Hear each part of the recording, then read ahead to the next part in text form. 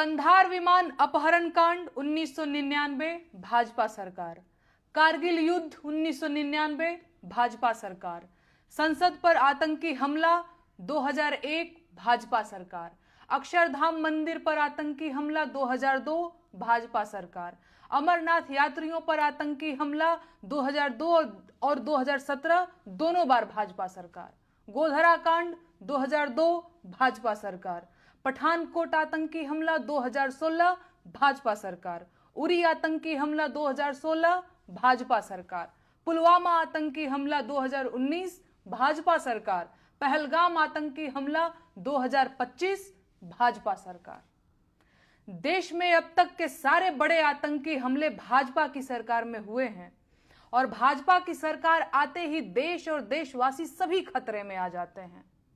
बिहार चुनाव करीब है और देश में जैसे ही चुनाव करीब आते हैं कहीं ना कहीं आतंकी हमला हो ही जाता है और युद्ध के बादल घिर जाते हैं। पहलगाम हमले के बाद से ही सरकारी कवियों ने पाकिस्तान के खिलाफ मोर्चा खोल दिया है और वीर रस की कविताएं पढ़ना शुरू कर चुके हैं। अब इन्हें पाकिस्तानियों के कटे हुए सिर चाहिए। ठीक है, तो कौन जाएगा पाकिस्तानियों के सिर काटने? ये कवि जाएंगे या भाजपा के नेता जाएंगे या अंधभक्तों के भगवान खुद पाकिस्तान जाएंगे सिर काटने? दरअसल इनमें से कोई नहीं जाएगा। अगर युद्ध हुआ तो देश के गरीब किसानों के बेटे जो फौज में सिपाही बनकर भर्ती हुए हैं वो आगे भेजे जाएंगे।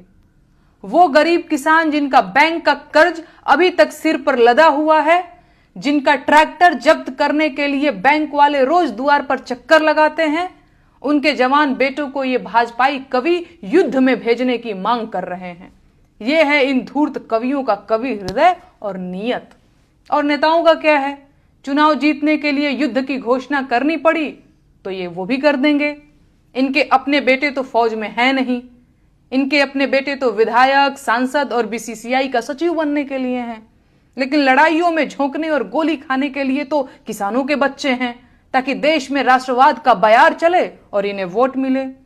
संसाधन देश के खर्च होंगे, बेटे किसानों के मारे जाएंगे। ये है युद्ध की असलियत और इसीलिए इन नेताओं और उनके चापलूसों को युद्ध की जल्दी है। जब भी चुनाव करीब होते हैं और सरकारों की हालत खराब होती है तो पड़ोसी देशों से युद्ध और तकरार को चुनाव जीतने के लिए हुकुम के इक्के की तरह उपयोग किया जाता है।